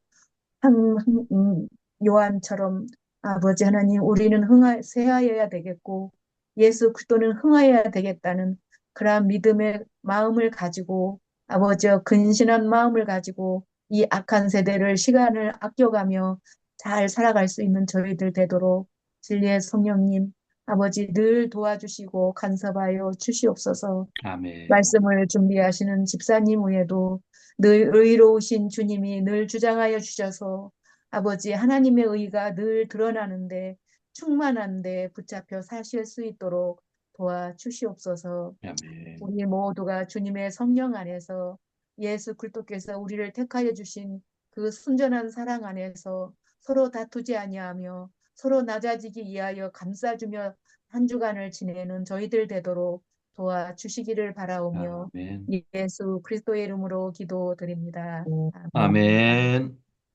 네, 감사합니다. 감사합니다. 아유, 김현숙 권사님. 네, 감사합니다. 피곤하실 텐데. 네, 이인숙 목사님, 감사합니다. 네, 이민구 감사합니다. 목사님, 감사합니다. 감사합니다. 민선에, 집사님, 네, 민선에 전화 안 왔었죠? 네네네. 저기, 오늘 병원 갔어요. 아, 그래요? 왜요? 아, 핀 박은 게 끊어져가지고, 에? 10쪽, 이 뼈에 핀을 박았잖아요. 계속 이러고, 예, 거기에 끊어져가지고, 어허, 그거 때문에 갔거든요. 그래 어, 갔는데, 네, 진료에서 수술 예, 오늘은 못하고 3월 2일, 3일 날인가 수술 잡았어요. 잡아가지고 전신 마취를 3월, 해야 된대요. 3월이요? 네, 연세대 그 병원을 어, 3월 3일. 그 3월 핀이 뭐 3일. 10cm 핀이다. 그러면 거기서 끊어진 2cm가 끊어져 갖고 있으니까 그 2cm만 뽑아낸대요. 뼈 속에 아, 민사는 그 그래요. 뼈가 안 자라니까 계속 키워주는 수술을 했어요. 아하, 그러면은, 그동안 그러니까 우리가 오늘 못 기도 누우니까 제목을, 그러니까 네, 이제 그문 열으니까 내일 네, 네. 줄 때 데리고 갔는데 내일 내릴 거예요, 같이. 예, 예, 예. 그러면은, 준서 데리고 갔어요? 예, 예, 준서가 같이 운전해 줬어요. 서로. 그래요, 그래요. 뭐 그러면은, 그는 아무튼, 기도 제목을 우리 단톡방에 제가 올리겠습니다. 음, 예, 생각나실 때마다 음, 우리 식구들이 좀 기도로, 그래도 감사하게 그냥 네. 그것만 하면 된다니까 예, 괜찮대. 예, 예, 또 그러네요. 그 수술했던 교수님이 지금도 계시고.